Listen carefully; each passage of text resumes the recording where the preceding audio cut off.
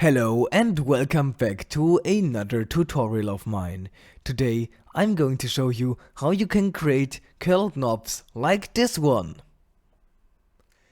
First we're going to start by creating a circle which has a diameter of 30 millimeters. Then we're going to extrude that circle by around 20 millimeters. Now we're going to go to create and create a coil on the top face, and selecting here the center point and then the outer edge. For the height we're going to set -22, so that's -20 but with a little bit extra, so -22 millimeters. For the section we're going to select the triangle internal shape. Then we want the selection size to be around 1 to 2 millimeters. We just say for the revolutions we want 0.2 times, and we just hit OK. We're going to select all of those faces and we're going to mirror them on the axis right here. For that we select the mirror tool and the mirror plane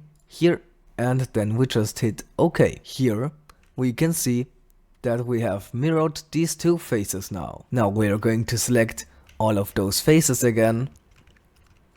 And now we're going to use the circular pattern tool, and for the axis we're going to select here this Z axis. For the quantity you want this to be really high, for those diamond shaped things to be pretty small, around 0.2 by 0.2 millimeters.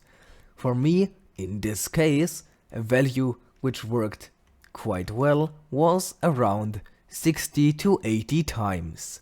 Notice that when you hit OK now, this will take quite a long time to process, let's say around 5 minutes. For bigger models and maybe less performant PCs, this time could increase drastically. After a bit of time, here you can see those diamond shapes, and unfortunately here the length is over 0.2 millimeters, so what we're going to do is pretty simple. We're just going to increase the quantity to be around 80 times, let's say 70 times, maybe 75 times.